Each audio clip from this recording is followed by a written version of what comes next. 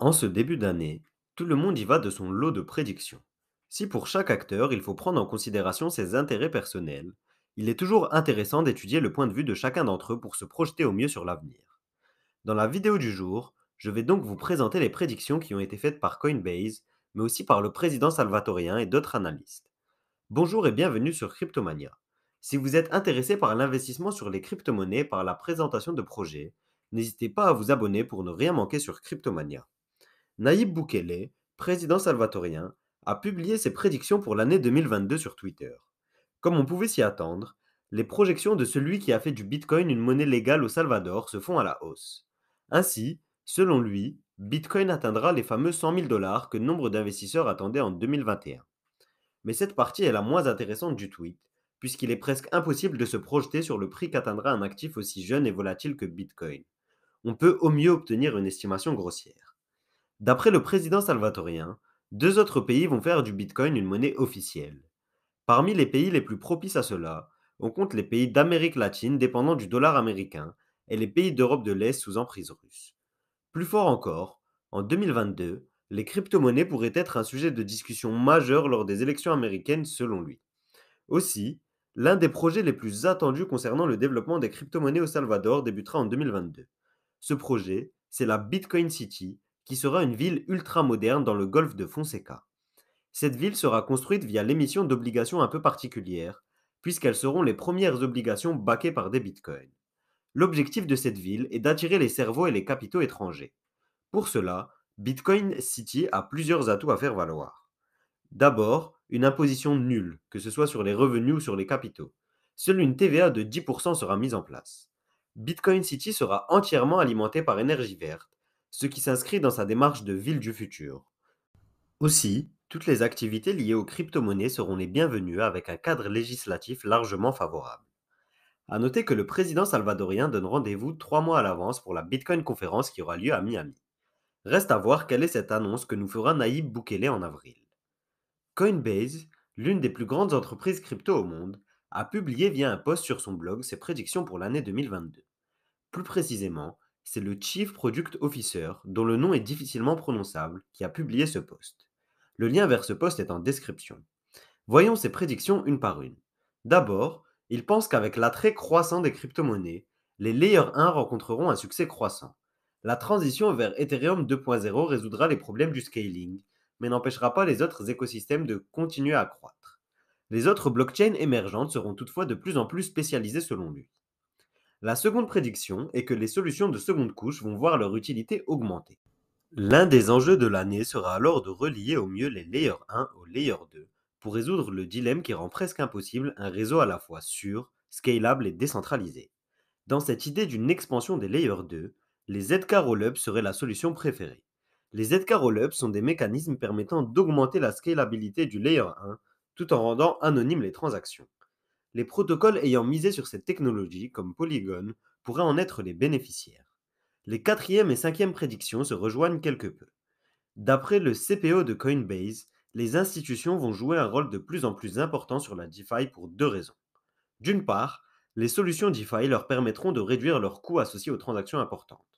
D'autre part, les retours offerts par la DeFi sont bien plus intéressants que sur la finance centralisée. En ce sens, les protocoles DeFi vont être poussés à respecter au mieux les régulations. C'est pourquoi on devrait voir les protocoles d'identité numérique se développer rapidement. La sixième prédiction concerne elle aussi la DeFi. En effet, ce secteur est jusqu'à aujourd'hui associé à un haut niveau de risque. On pourrait voir émerger des solutions d'assurance qui permettraient de limiter les risques liés à l'utilisation des protocoles de la DeFi. Par exemple, on devrait voir émerger le protocole Ozone sur l'écosystème Terra. La septième prédiction est sans doute l'une des plus ambitieuses. Elle annonce que les communautés regroupées autour de NFT vont venir concurrencer les réseaux sociaux actuellement en place. Si la force des communautés NFT est déjà prouvée, l'échelle à laquelle opèrent les réseaux sociaux me semble être tout autre, compliquant grandement la comparaison. La huitième prédiction est d'ores et déjà enclenchée. En effet, il s'agit de l'arrivée des premières marques sur le métaverse. Adidas a été l'une des premières marques à entamer cette transition, avec l'émission de 30 000 NFT et l'achat d'une immense parcelle de terre sur The Sandbox. Ces NFT Adidas seront d'ailleurs utilisables comme items dans l'univers The Sandbox. D'autres marques vont progressivement apparaître sur le métaverse. A l'inverse, Comme avec l'émergence des marques ayant débuté sur les réseaux sociaux, on pourrait voir des marques débuter sous la forme de NFT émerger sur le marché ensuite. L'avant-dernière prédiction a elle aussi déjà débuté en cette fin d'année 2021. Il s'agit de la tentative de transition des entreprises du Web 2.0 vers le Web 3.0. Cette transition a notamment été amorcée avec le changement de nom du groupe Facebook, désormais nommé Meta, et qui a investi 10 milliards par an sur le développement du métaverse. Enfin, l'ultime projection qui a été faite par l'équipe Coinbase, c'est le développement des processus de gouvernance décentralisée. Au-delà d'une utilisation plus poussée des protocoles de gouvernance décentralisée déjà établis, on pourrait en voir émerger dans de nouveaux domaines. Ainsi, une partie de la gouvernance des institutions, des autorités ou même des entreprises pourrait se faire de manière décentralisée. Comme je vous le disais un peu plus tôt, le président salvadorien et Coinbase ne sont pas les seuls à avoir livré leurs projections. Ainsi, Coindesk, l'un des principaux médias crypto outre-Atlantique, n'a pas émis 6 ni 10 prédictions, mais bien 21. Dans les grandes lignes, ces projections sont similaires à celles effectuées par l'équipe Coinbase. L'arrivée d'Ethereum 2.0, un écosystème toujours florissant grâce notamment à la DeFi et aux NFT. Mais dans les détails, voyons les points spécifiques. Concernant les pays qui pourraient adopter le Bitcoin comme monnaie officielle, on compterait notamment le Venezuela qui est traversé par une crise économique dramatique.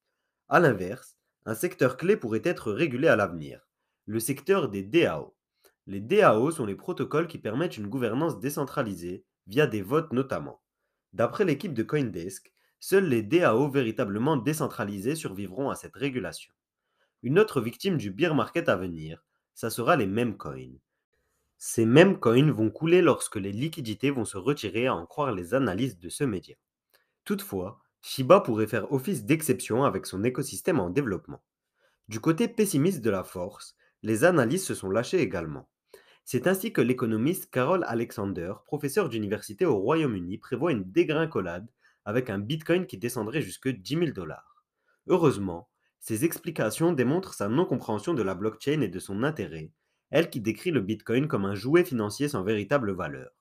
Cependant, si elle est sceptique quant à l'utilité du Bitcoin, elle pense que les liquidités vont en revanche affluer vers d'autres tokens qui ont un intérêt concret au niveau financier, principalement dans la DeFi. En proportion, elle voit le poids du Bitcoin se réduire dans la market cap globale des crypto-monnaies. Un haut placé chez Union Bank, du nom de Todd Lowenstein, a lui aussi émis ses doutes quant à ce qu'il appelle la bulle du Bitcoin. Selon lui, le discours qui vise à dire que la situation est différente des autres bullruns est une vaste fumisterie. Selon lui, ce qui pourrait causer la fin du bullrun, c'est la fin de l'émission monétaire massive de la Fed et des autres banques centrales. Cet afflux maintient les marchés financiers à des plus hauts historiques. Cependant, sur ce point, d'autres spécialistes estiment que la fin de l'émission monétaire massive a déjà été prise en compte par le marché et n'aura qu'un impact minime une fois effective. Enfin, le dernier point majeur sur lequel se rejoignent nombre d'analystes, c'est la continuité dans la mise en place d'un cadre réglementaire strict autour des crypto-monnaies.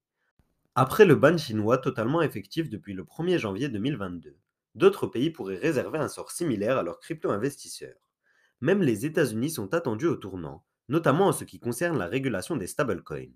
Après Ripple qui s'écroule progressivement sous les coups de la SEC, nombreux pensent que Tether pourrait se voir réserver un sort similaire. En effet, des accusations visent directement cette société qui est accusée de ne pas détenir suffisamment d'actifs en réserve pour justifier le maintien du cours du token USDT à 1 dollar. Concernant cette situation, Lynn Alden, célèbre investisseuse américaine, pense que les stablecoins seront régulés à l'avenir.